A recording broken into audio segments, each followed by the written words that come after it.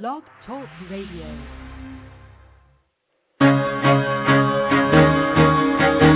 Carol the Coach. Sex, love, and relationships. We talk about it here. Carol the Coach. Compassion with contemporary relevance. I am a psychotherapist. I can be your personal life coach, and I can help you with your issues. There are no problems too small or too big. You can talk about anything. Speaker, columnist, radio TV host, and commentator. Carol the Coach brings messages of wellness and empowerment within reach of everyday people every day. Almost 5 years ago, I lost my soulmate in an accident. He was killed in a plane crash. Life just, for me, has seemed to stop. There are groups all over the city. I teach one. It is a specific way to start thinking so that you shift how you see the world, which then shifts your energy, and then you feel better and you actually see things differently. Carol the Coach, always available too at carolthecoach.com. Now, I got Russell on the line. I'm 47 years old. I'm a truck driver. I'm married. I have a wife in San Francisco. Okay. I haven't been home in 6 months. My thing is, I don't know if I have a sex addiction or what the problem is. Why do I want what I can't have? And as soon as I can have it, I don't want it anymore. You're right on target when you say, I don't know if I have a sexual addiction. Well, guess what? Yes, you do. And you know what? That's my specialty, Russell, so you're at the right place. Continue. I meet women online, and I'm in a different part of the country. I travel all 48 states, so I love sex. I hear self-esteem issues. You never felt good enough, and you didn't feel like you were getting what you should have then, and you're reenacting that now. Do you want to change that about yourself? And this is Carol the Coach, and I got to tell you, as Russell just described, he doesn't seem to be able to get enough sex, but the other issue is that he wants what he wants, he gets it, and then he doesn't want it any longer, and that is a form of sexual addiction called anonymous sex, or it can be a variety of things, but it's that high of pursuing and going after what you want. And then once you get it, it's not so much the actual act of sexual addiction, it's the pursuit of the act. And so that's one of the reasons that Russell suffers from a sexual addiction. And I'm here to help you every Monday night. Hi, I'm Carol Jurgensen-Sheets. I'm Carol the Coach, and I want to help you either to A, identify that you might have a problem and what the heck do you do about it, or B, if you know that you have a problem, how can you get more intensive help for that problem? And what I'm finding is that I'm getting a lot of partners of sex addicts who are listening to the show saying, wow, this show is really helping me. So what am I doing? I've got this radio show, and I interview the experts, people who have written books, who do television, who write blogs, who run treatment centers. And then I also interview people who have the issue themselves and want to get better. Maybe they found the way. Maybe they're in the process of finding the way.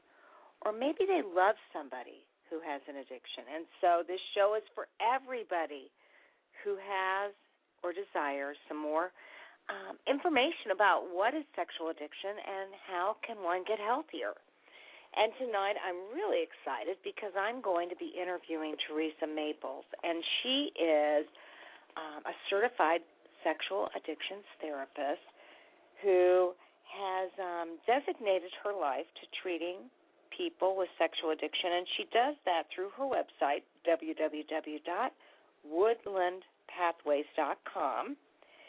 She also has a blog called couplesthrive.wordpress.com, and you can catch her on Twitter, and that would be twitter.com, Teresa Maples. And so tonight we're going to be interviewing Teresa and asking her about her roadmap to recovery for couples, not only the addict, but the partner. And she is, she gets it. She explains it simply and succinctly. She helps people to figure out what is it that they actually need to do to feel better about their lives. And so I'm going to be thrilled to have her on the show. I think you will be too, as she talks about how sexual addiction affects a couple and what you need to do. You know, she's the first one to say that often the addict lives a double life, and, they have this public life, family, friends, and work, and a private life that he or she has kept secret. Now, the secret life has become sort of a friend for the addict. Teresa tells me that any time he or she is stressed or bored, they turn to their trusty friend, sex addiction, to cope. They get caught up in the cycle of addiction. So she's going to be explaining tonight what is the cycle of addiction.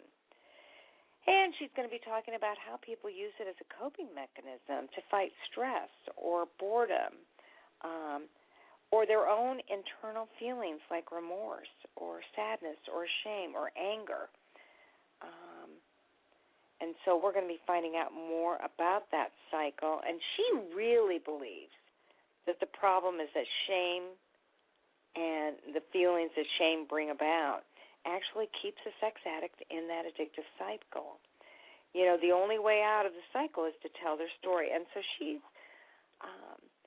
will talk about how she gets people to, oftentimes for the first time in their life, tell their story. And unfortunately, what I've told you before, and Teresa and I both know this because we're certified treatment experts, is that addictions oftentimes are the result of a trauma that a person has endured as a child, and that telling that story of trauma is healing. Now, one of the things that I'm doing right now in my sexual addictions group is that I'm having each male tell their story from birth on up to age 17. And it is fascinating to watch them do that because oftentimes they gloss over, they minimize what has happened to them in their life. Because, you know what, it's the only life they've ever lived, and they don't know. They don't know that what they've experienced is trauma or abuse or neglect. And so the group is a wonderful vehicle to say, hey, not only is this trauma, abuse, and neglect, this is the very thing that you need to heal from if you're ever going to feel better about yourself. And, a sex addict has to feel better about him or herself. I know I recently, today, got an email from a woman, and she said, yes, I want to come see you, but I got to tell you, my husband is totally fed up. He says he's going to leave. He doesn't believe I'm trying hard enough, and I want to stop. And I think I talked to you a little bit about her last week because, in actuality, she was heading to a sex addict anonymous meeting and had sex in the hallway of a hospital. Okay? I mean, that's how insidious this illness is. She didn't want to do that. But when triggered, an addict will almost robotly go into that behavior until they, A, begin to heal from the traumas in their life, and this woman has had a lot of them, or B, have created enough substitutes so that they flip from their old behavior to their new default system, which may mean they call a friend, they walk in with a friend, they read something inspirational, they call their sponsor. I mean, there are so many ways that you can interrupt the cycle, but you have to know what the ways are. And Teresa really believes that some couples work through the issue of sexual addiction and some couples don't. So she has developed this blog called Couples Thrive to address the issues surrounding couples and sex addiction. I mean, we as therapists know that it's a difficult journey and many marriages don't make it. As she says, they topple without help and guidance. And they need a roadmap or a guide to find a way to stay together. she's come up with a guide, and she's going to be talking about that tonight. Interestingly enough, she says what I say all the time and what my men's group says. It's like they figured it out. They say, if you've been in a relationship and you're an addict, you have to put the coupleship first. As a matter of fact, you have to put the other person first. And so she says, if both people in the coupleship want to stay together, there is a way. It requires hard work, but it's definitely worth it. And that is, she says, the coupleship needs to be valued above the needs of each individual. So that's definitely her belief system, and I have to agree, that's for addicts who are in relationship with somebody else. And then, of course, the addict needs to participate in sex addiction treatment for his or her own growth, regardless of the outcome of the relationship. And boy, again, that's what we were talking about in group. You know, my clients are sophisticated enough to know that working on recovery does not guarantee that your marriage stays together or your partnership stays together. But it is a guarantee that you get healthy. It is a guarantee that you are healthier for the next relationship. And if you need to dismantle a relationship, if that person isn't willing to stick it out with you, you know, all I can say is that may be surrendering to a higher power to know that, A, there was just too much trauma and damage in the relationship, or B, you know, maybe that person needs to move away from the relationship and he or she needs to get healthier herself to then match what the addict is doing in recovery. That so oftentimes happens. So if you think that you're going to have a question about this topic, I guarantee you it's going to be riveting. Give me a call at 1-646-595-3284. We welcome your calls here. We know that this is a topic that's difficult to understand. We are all pioneers. You've heard me say that a zillion times. This is a new field. Okay, sexual addiction has always been around, but not to this degree. And so this is really a new field, and we're all learning together. And the one thing we know is that if you work it, it works, but you have to do it all. You can't just pick and choose what you're going to do, and as I call it, make a half-assed effort. You've got to put your heart and soul in it. And here's the neat thing about working with clients. Okay, when I work with couples or I work with individuals, I get to teach them about concepts, and I get to help them create an action plan. And that's exciting because, to be real honest, every day they wake up saying, I am not going to do this behavior again. I am stopping. I'm stopping today. I'm stopping tomorrow. I'm not doing it. And then, of course, the addiction takes over, and they do it again. And they feel not only the shame of their behavior, but the shame of not being able to control their own actions. When some solid recovery occurs, they're able to help others and create and make the promises that if you work it, it does work. And if you do what you need to, you do the hard work, good things will occur. It doesn't mean you'll stay together, but it does absolutely mean that you will feel better about yourself, you'll be a healthier person, and you'll be more readily available for that partnership down the road. And as you can imagine with lots of other 12-step programs, there are certain guidelines. You know, one would be that if your relationship breaks up, you stay out of a relationship for a year. You keep working on personal growth. Now, I have never had an addiction other than workaholism. I know I'm a workaholic, but I've never had another addiction. But I hang out with, I wanted to say hundreds, maybe not hundreds, but I hang out with lots and lots of people who are in recovery because they're healthy, because they do their reading, because they work on fellowship, because they work the principles, the values of life, and they're the people I want to hang out with because they know how to work it. And so, if you're feeling bad right now and you're an addict and you think, I'm a worthless piece of whatever, just know that if you work a program and you get in with the certified sexual addictions therapist and you do your reading and you surrender and realize that your life's unmanageable and you start going through that process, you're going to be the kind of person that I'd want to hang out with because you're working on yourself. And that's all we can really ask for. So I'm telling you, there is hope, strength, and recovery when you work a program and do good therapy and do your reading.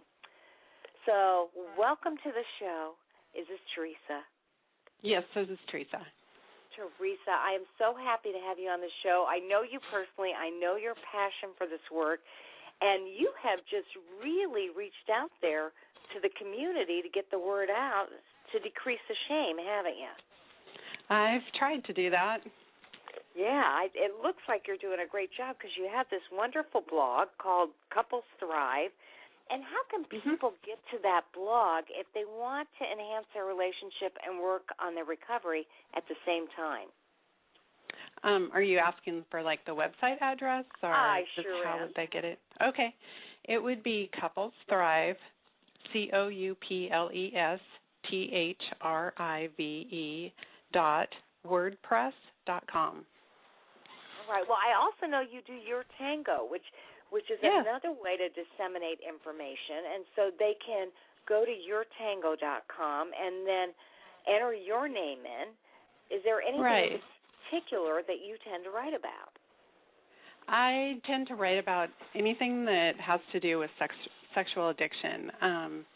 I really want to get information out there about what it's like to discover that you have a sexual addiction, what it's like for a family member to discover that another family member has a sexual addiction and what that means and all the emotions that go with that. I want to help people know that there's help out there and they don't have to go through this alone. Well, yeah. Now tell me, how did you get interested in treating sexual addiction? Well, I actually was working with closely with a church, and they had a recovery program, and there were so many men that were seeking help for pornography and other sexual acting out behaviors that it just, became something that I was like, oh my gosh, there's so many people dealing with this, and as a therapist, I didn't feel qualified to be able to work with. Honestly, I didn't feel like I could work with someone who had a sexual addiction because I didn't know what I didn't know. And I think that's really true for sex addicts, that they don't know what they don't know as well, and as well as family members. And so what I did was I went and got some education and did the training with Patrick Carnes, which is where we met. And the very first module that we went to, I was totally sold. This method of working with people really works, and it takes the newest research that's out there as far as therapy, as far as addiction treatment, as far as attachment theory, as far as how the brain works, brain scans, neuroscience. It took all of the latest research and put it into one plan that people could use, and it's really concrete. So it's there's checkoff boxes that you can do if you really need that structure, and it's just really helpful for people.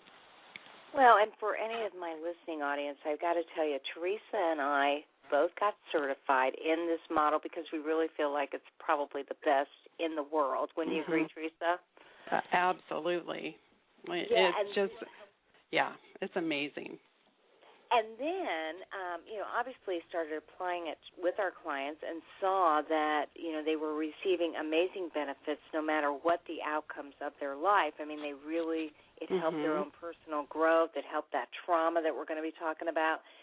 So Teresa and I actually roomed together and went to the last conference. And I got to tell you something, Teresa. I'm going to talk to you like you're my girlfriend here. Okay. I have some clients, and they do SAA retreats, and there's one every year, and this year they presented on couples work. And both Teresa and I, we studied attachment theory this last, was it February or March? Oh, February. I know. Yeah, it's always over Valentine's Day.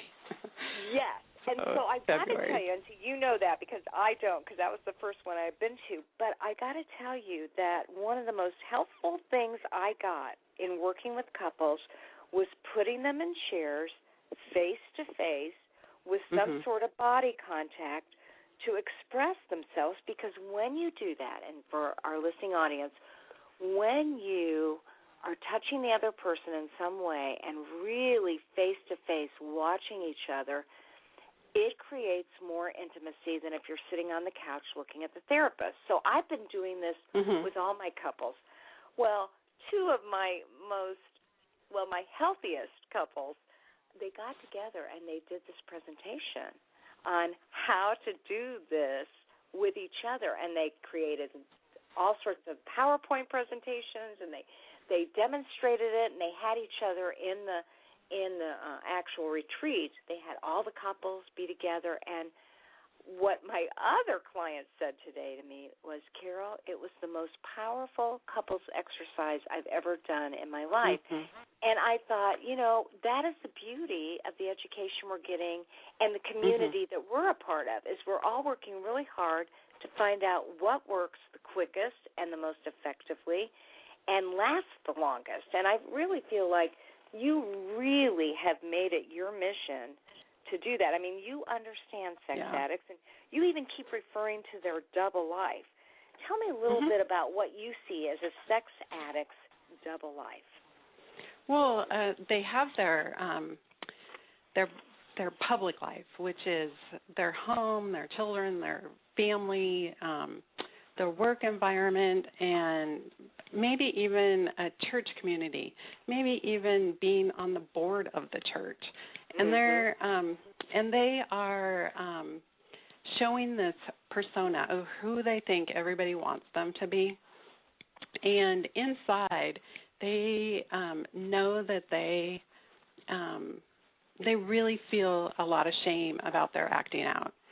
Whether they say it's just boredom, or whether they actually feel the shame, it's there, and they really try and keep their secret life a secret. They will cover up, they'll lie, they'll do anything that they can so that they can get people off the track of holding them responsible for their behavior, which a lot of people will there's a lot of people out there that are like wanting to know that it's okay to have healthy sexuality and all of that, which that's great. And I'm not saying anyone should not do something or say that everyone's a sex addict, but there are people that are actually wanting to stop their behavior, and those people are the ones that are leading a secret life, so to speak. They're not talking to their family members about it. They're not talking to their best friends about it. They're keeping it secret. And when you keep a secret, it is generally a feeling of shame that's associated with that. And then it's really, really difficult to make that secret self known because that shame is so overwhelming. It's so it stops people in its tracks. They can't move forward. A lot of my clients say, even when I felt like I was ready to divulge the secret, I didn't think I could expose my family, my kids, my wife in the community. And so, obviously it's a secret, an internalized secret, but it's also a secret that they aren't willing to expose family to. And, you said these people may be on the board. They may be governors, senators. They may be United Way people. I mean, they're everywhere. Lives. Yeah. I mean, they've got this one life that's great, and then this secret life that almost parallels in deviance what their public persona is. Absolutely, and the torment that these people feel is just tremendous. Just the shame and wanting to quit and not being able to, and so they end up being by themselves with this secret, and the shame just gets bigger and bigger to where they can't imagine telling anyone that they have a problem. And is that the cycle of addiction you're speaking of? Because I know that you talk about that in your blog. What is that cycle of addiction?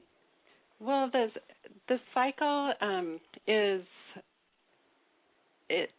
it starts with some sort of a feeling that's uncomfortable, and what usually happens is that uncomfortable feeling, the person tries to find something that will make them feel better. And so for the sex addict, they've gone to some sort of sexual activity to feel better. And most of the people that I've worked with say that it helps momentarily. And then what happens is that the shame and the guilt and the secret life all pile up on the person, and so then they feel uncomfortable again. And then they want to feel better, and so then they act out again. And so they get stuck in this cycle, and it's really difficult for them to get out of it. And it's very much like being addicted to drugs or alcohol, in that when they feel bad, they go to the addiction, and when they do the addiction, then they feel bad, and then they just get stuck in that cycle. Yeah, and in psychological terms, we call that auto-exacerbating, because it's kind of like the very vehicle they use to feel better ends up making them feel worse, which means they have to use that vehicle again to feel better, which then promotes them feeling worse, and it just is a cycle. It's a never-ending cycle. A never-ending cycle, absolutely. So now what are some ways that people can develop shame resilience, if you will, ways to release and let go of the shame? I've done a lot of research on this, and kind of one of the people that I kind of fall back on for leadership in this area is Brené Brown. I don't know if anyone remembers her, but she actually did 2 TED Talks on shame and vulnerability, and they both became viral. And so millions of people have watched these videos, and if you want to watch them, they're on, if you Google TED Talks and Brené Brown, they'll come up. But really what she talks about is that everyone feels shame and vulnerability, and so what we need to do is develop an ability to be resilient to that feeling. So it's a matter of learning some techniques and some tools so that when that feeling hits, you're, 1, aware of it, and then 2, that you can do something about it.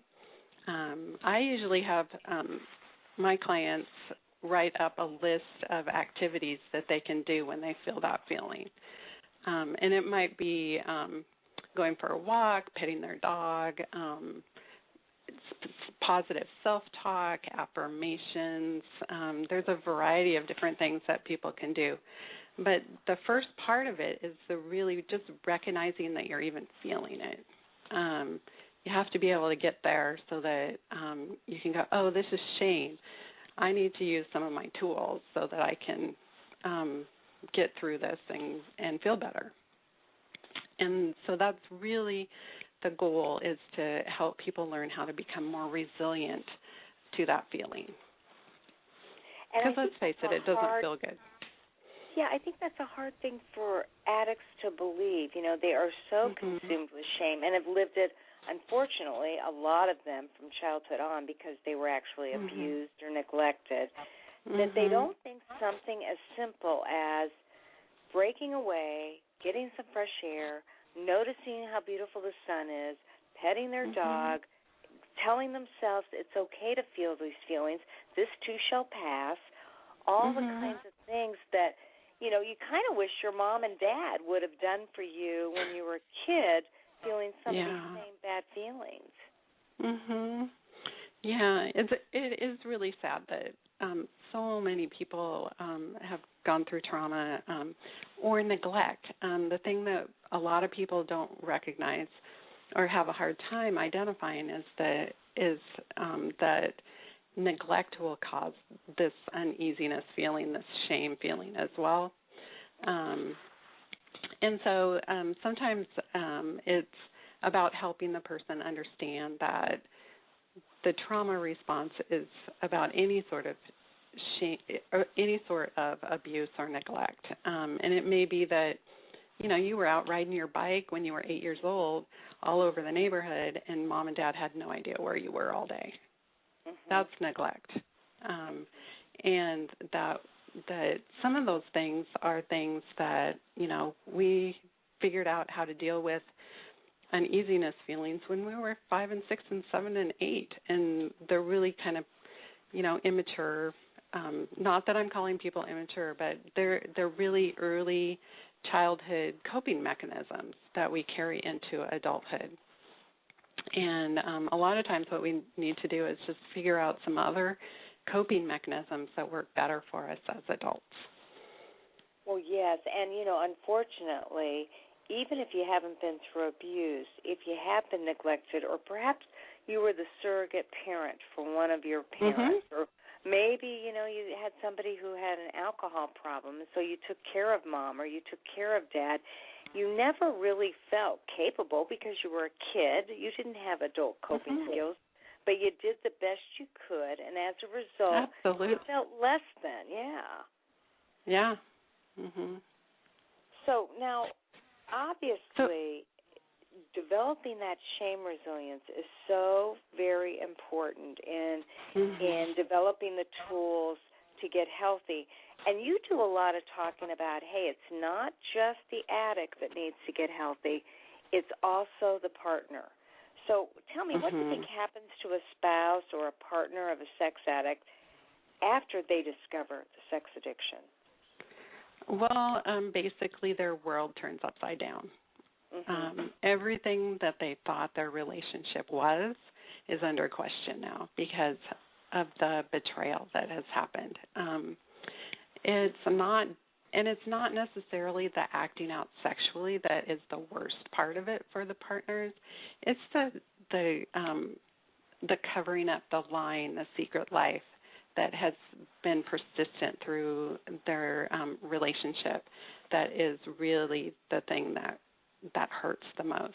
Like, this is the person that I was supposed to trust the most with my life, and they betrayed me at a really deep level. And so the grieving that comes out of that is intense, and it's really difficult for people to navigate. It's very much like symptoms of post-traumatic stress, like the veterans coming home from war. It's very much like that. They have nightmares, they have anxiety, panic attacks, same sorts of symptoms. So it can be quite traumatic. So then what do you advise for them? I mean, do you see in your practice one person or the other or both or them both separately? I mean, how do you do that?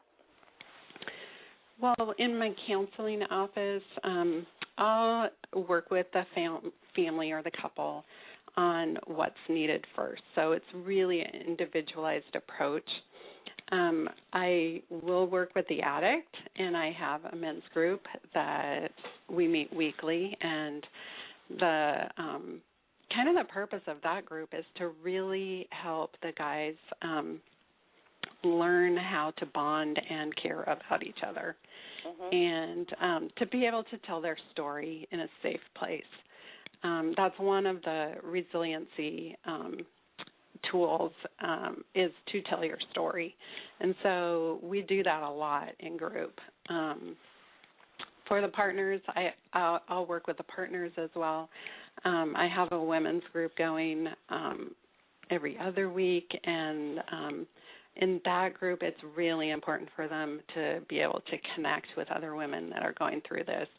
Even if they go to like a 12-step group, not everyone is dealing with sex addiction, that their partners have sex addiction. And so they'll go to a 12-step group that's for codependency. And a lot of times the women don't feel like they're a codependent. A lot of times they don't feel like that they should even have to work on anything because their husband's the one that has the sex addiction.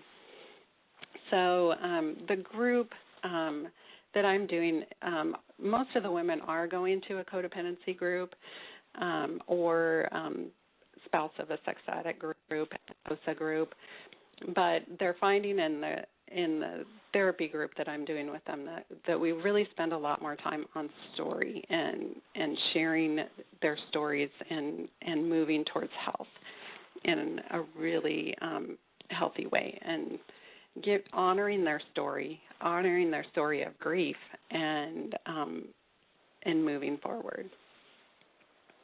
Well, so if I understand you correctly, you're saying that obviously in this community of women or men, depending on what group you're working with, telling the story in and of itself is very therapeutic.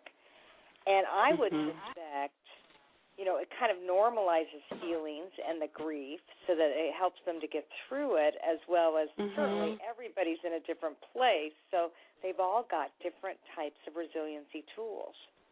Right. The beauty of the group and telling stories is that when one person tells a story, the other people in the group can feel like they're normal because they can connect with some part of the other person's story.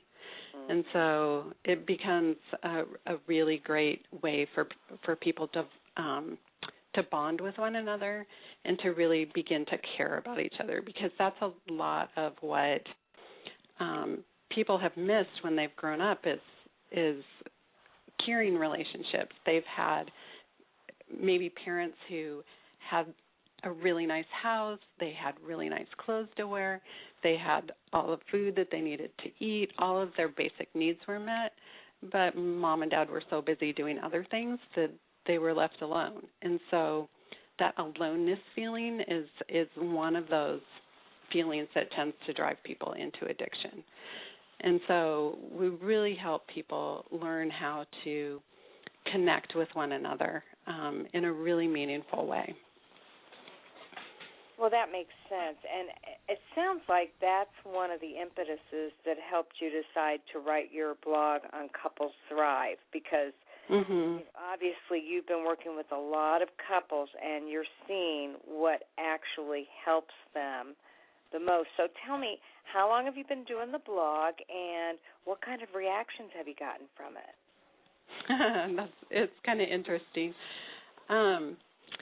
I kind of had a call on my life to write about 5 or 6 years ago, and I've been ignoring it. And so when I found one day this past year, I was like, I really need to start writing. And then I had already been in contact with Your Tango in the past, and they had sent me another email, and I was going to not look at it and just delete it again, but I decided to look at it, and then I actually went the next step, and I made an appointment to talk to someone, and as I was talking to them, I realized I need to do this. This is something that there's a handful of people that are writing about sex addiction, and there's a whole lot of other people who are saying it's not real. And so I felt like we as the sex addiction community need to make sure that we get the information out there for people. And so really it is a passion and a creative energy for me to be able to write topical articles for people, helping them identify that, maybe there is something that they might want to get some help with, or, maybe it's not normal that your husband's going to strip clubs every weekend, and that it's okay to talk about these things and to question them. And if you don't feel good about it, that it's okay to say that. And so in my articles, I just really try and be honest about what works for couples and what doesn't work for them. And I talk a lot about emotional safety, that a coupleship should be the safest relationship that you have. And if it doesn't feel safe, then we have some work to do. And everyone has work to do, really. It's not saying that anyone's not a good person or not good enough or anything, that they need help with something. It's like we get to the end of the tools that we know, and then we need some help. And that goes for, any therapist on the earth. We all need help, too, sometimes. So it really is something that people can do as a gift to themselves and as a gift to their coupleship, is to work on their relationship. Well, that makes a lot of sense, and I know that you definitely come from a place where you believe every couple, once there's been a disclosure about the sexual addiction, they need to develop that new relationship, and what does that look like, and how do they get there, and what are those tools, again, that can be most helpful. So what would you recommend for someone who's listening to the show today? What's a good first step to move towards healing from the betrayal of sexual addiction, or for the addict who wants to share information? I would really encourage people to find a good therapist who deals with sex addiction. Honestly, with a master's degree in counseling, I didn't feel qualified to help anyone with sex addiction until I got trained. And so it really is really important that if you are suspecting that there's sex addiction in your relationship, either for you as an addict or you as a partner, that you seek out some help from somebody who's qualified to help you. There's lots of really preventable horror stories that happen of people disclosing information because they want to just vomit the information out, and that can be really, really hurtful and harmful to your partner. So it really is helpful to have a therapist who's trained on helping with disclosure, so that it's done in a really respectful way and done in a way that is respectful to your partner and causes the least amount of harm. Well, that makes sense. And, certainly we as certified sexual addiction therapists have learned not only the process, but the fact that the partner and the addict may need their own support people there to help them either during or afterwards. I mean, this is a process, and unfortunately, a lot of counselors don't know that, and they do think just strong themes, or as you say, purging the information is good enough, and that can re-traumatize everybody. Oh, yeah, totally. So, okay, the first thing you think is a certified sexual addictions, and you were going to say next? Yeah, the first thing would be to find somebody that you can trust that's a certified sexual addiction therapist. And then just go to the meetings. Even if you're scared to death, just go. That's the most important thing. Walk through the door and ask for the help. They're there to give you help. They're there to kind of walk you through the process of preparing yourself for reducing shame. They're there to help you figure out the best way possible to disclose to your partner. They're there to help the partner deal with the emotional fallout and to help both of you, whether you decide to stay together or whether you decide to separate, that process is done respectfully. A lot of times when people do it on their own, they end up breaking up because they don't have any tools or any help for how to navigate all of this, and it is really hurtful. But I have seen couples that have grown closer together that have actually said to me that going through the disclosure process and the therapy and the recovery process has been the best thing that they've ever done in their lives. Not that they would wish sex addiction on anyone, but that they've gotten to a place in their life that they could have never gotten to that is so much more satisfying than what they had before. Well, and you brought up a good point because let's face it, not every couple makes it through sexual addiction. I mean, there are some people that are so traumatized they can't forgive, they can't rebuild that trust. They're not in an emotionally safe enough place to really do their work right then and there, and so they don't parallel each other's growth. What do you advise for those couples? I mean, I heard you clearly saying, no matter what, be respectful of each other. But what would you advise to those couples that just don't think they can make it through sexual addiction? What I usually do is ask people to not make any big decisions for at least 6 months to a year. Like not to divorce for 6 months to a year. Let's just wait for a while and work through this process, and then you'll know in a year from now whether you want to keep working on this or not. The pain is going to be there whether you stay in the relationship or not. So I just let them know that, just because you separate doesn't mean the pain goes away. So, you might want to give it some time and then make your decision when you're thinking clearer. Well, you're right. Go ahead. No, most people really appreciate that, and they, and they really, most people want their relationships to work. So it's giving them some time where they don't have to make a decision. And that is what I find, too, that most people that come to us are still, they've got hope that they can work through this and make it. And, for the, I would say probably over 50% make it.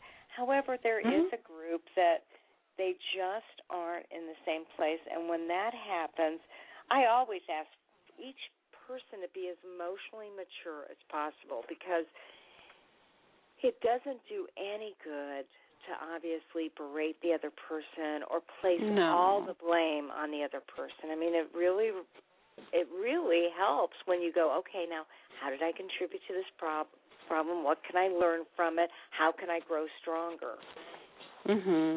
Yeah, it really is about growing as individuals.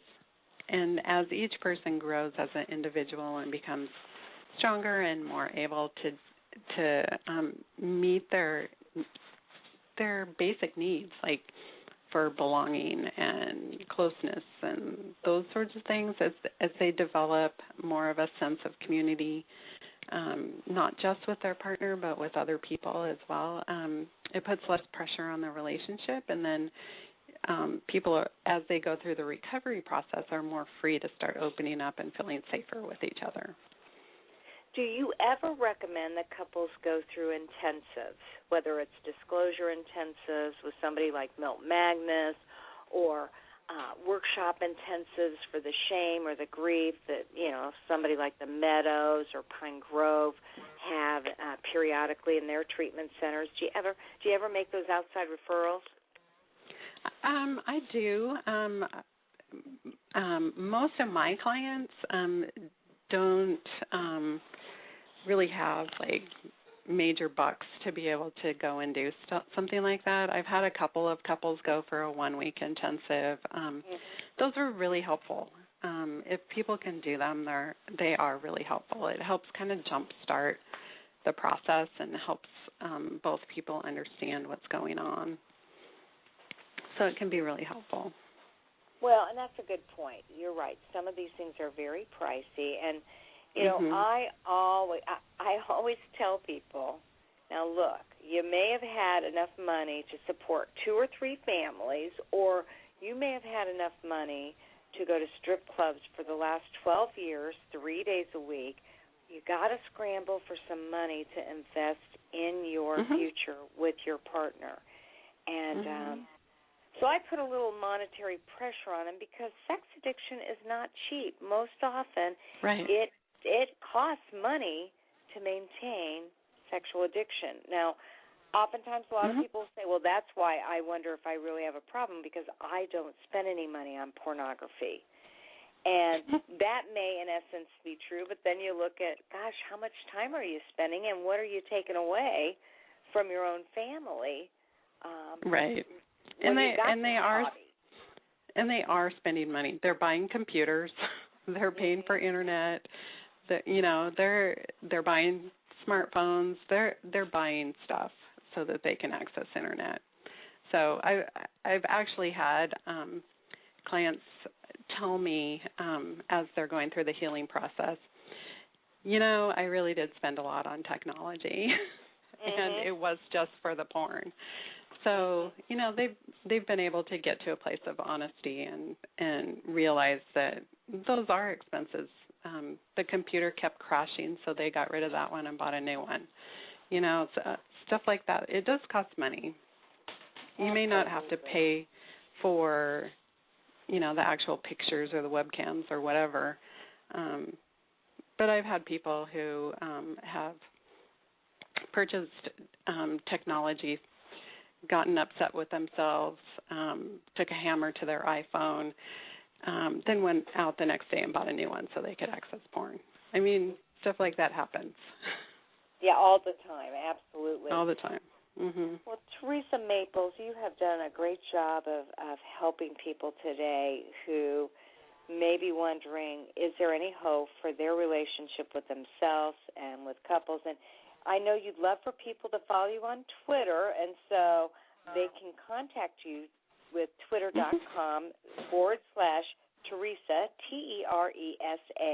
Maples, and they can tweet you and you'll tweet back, all right?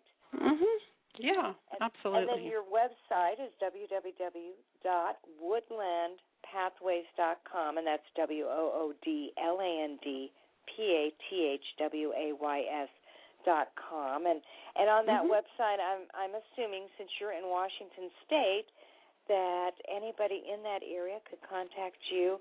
Do you do Skype therapy?